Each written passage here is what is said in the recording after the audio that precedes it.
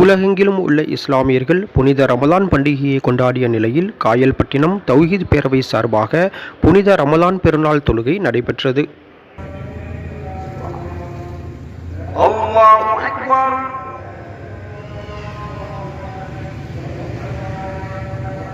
الله أكبر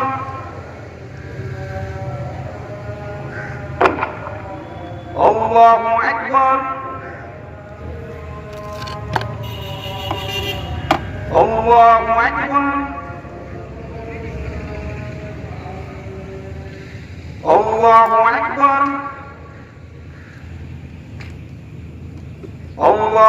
أكبر. الحمد لله رب العالمين الرحمن الرحيم مالك يوم الدين إياك نعبد وإياك نستعين اهدنا الصراط المستقيم صراط الذين أنعمت عليهم غير المغضوب عليهم ولا الضالين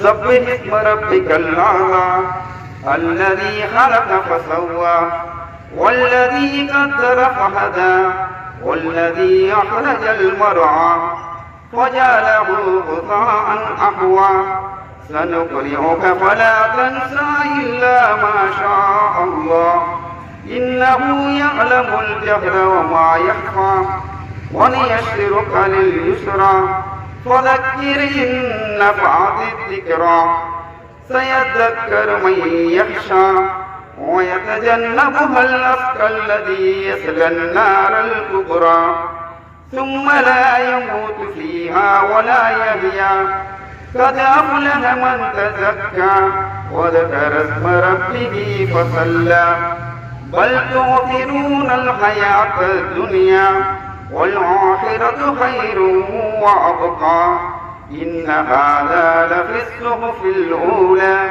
صحف إبراهيم وموسى. الله أكبر.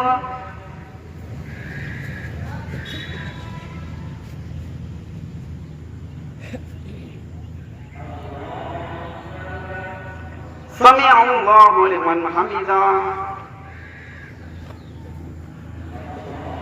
الله أكبر.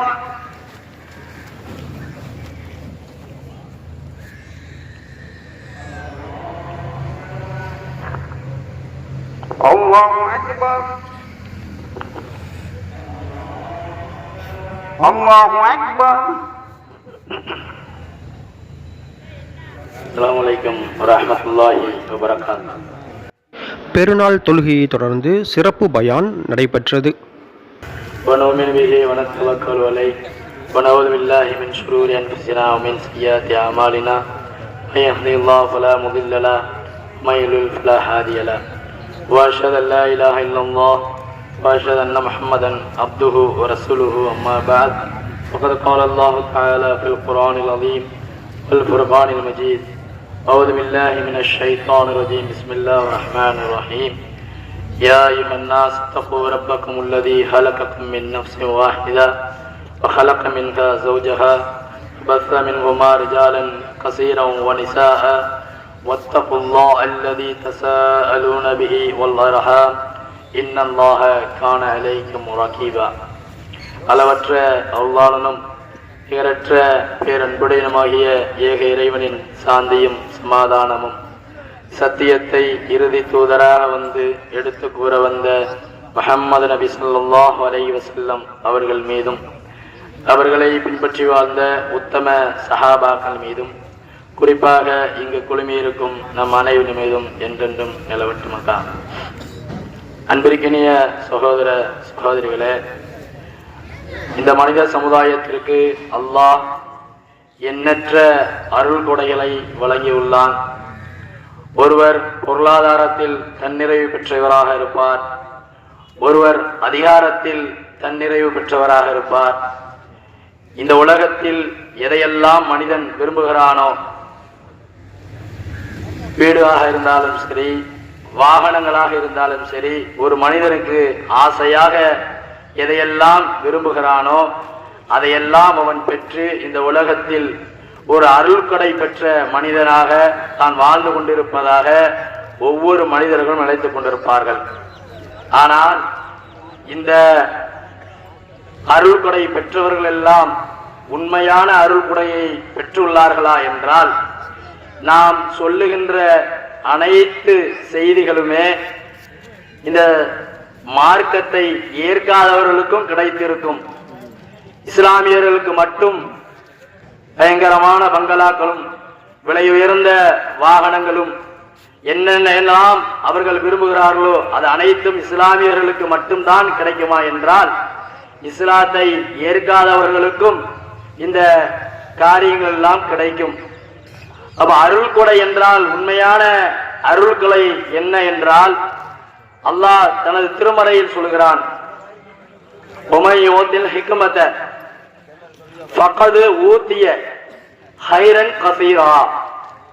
அல்லாஹ் சொல்லுகிறான், அருள்கொடையிலேயே சிறந்த அருள்கொடை என்ன தெரியுமா? நீங்கள் நேர்வழி பெற்றவர்களாக இருக்கின்றீர்களே, இதுதான் உண்மையான அருள்கொடை. ஒரு மனிதன் நல்லதையும் தீயது எது என்று அறிந்து வைத்துள்ளானே, எது அனுமதிக்கப்பட்டது எது அனுமதிக்கப்படாதது என்று ஒரு மனிதன் அறிந்து வைத்திருக்கிறானே, இந்த காரியங்கள் செய்தால் ஹலால் என்றும் இந்த காரியத்தை செய்தால் ஹராம் என்றும் ஒரு மனிதன் அறிந்து வைத்திருக்கின்றான் என்றால் இதுதான் நேர்வழி. இதைத்தான் அல்லாஹ் திருமறையில் சொல்லுகிறான், ஃபக்கத் ஊத்திய ஹைரன் கஃபீரா. யார் இந்த நிலையை பெற்றுள்ளார்களோ இவர்கள்தான் உண்மையான நேர்வழி பெற்றவர்கள்.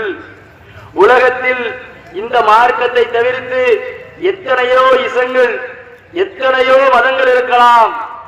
ஆனால் எல்லா மதங்களும் ஒரு மனிதன் தோன்றுவான், ஒரு மனிதன் இறப்பான் என்ற தார்மீக இந்த சித்தாந்தத்தை அறிந்து வைத்திருப்பார்கள்.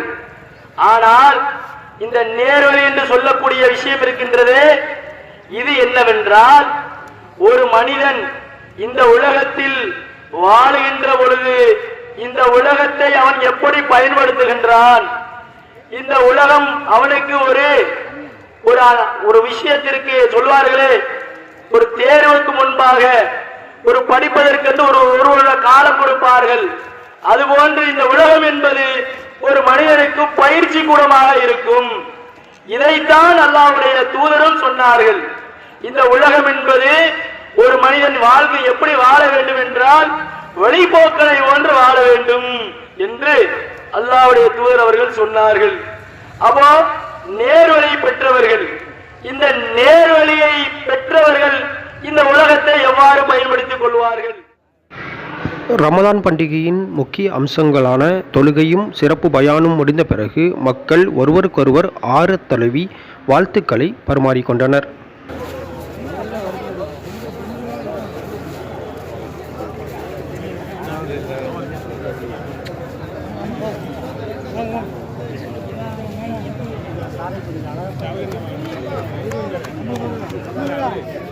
அஸ்ஸலாமு அலைக்கும் வரஹ்மத்துல்லாஹி வபரகாத்துஹு.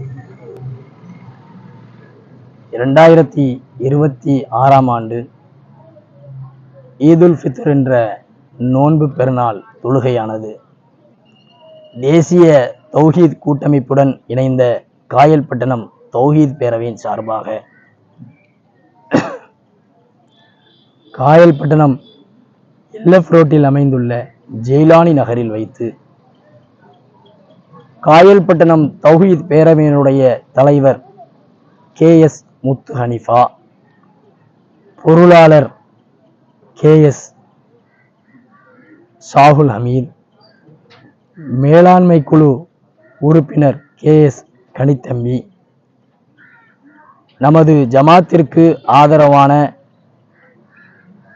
நபர்கள் உட்பட திரளான காயல்மா நகரைச் சேர்ந்த ஆண்களும் பெண்களும் குழந்தைகளும் கலந்து கொண்டு சிறப்பான முறையில் நடைபெற்று சமீப காலமாக உலகளாவிய அளவில் நடந்து வருகின்ற போரால் பல அப்பாவி மக்கள் கொல்லப்பட்டு வருகிறார்கள் என்பதை நாமெல்லாம் அறிந்து வருகிறோம்.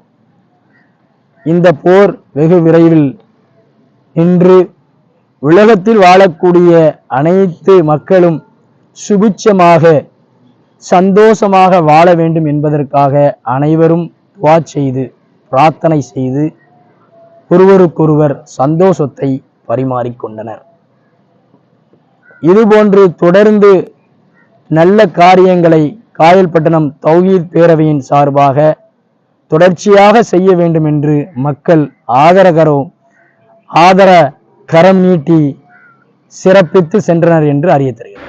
ஆண்கள், பெண்கள், குழந்தைகள் என பெருந்திரளானோர் கலந்து கொண்டு பெருநாள் தொழுகையை நிறைவேற்றினர். நியூஸ் 1 தமிழ்நாடு செய்திகளுக்காக காயல்பட்டினத்திலிருந்து ஒளிப்பதிவாளர் ஜாஃபருடன் சாஹிப்.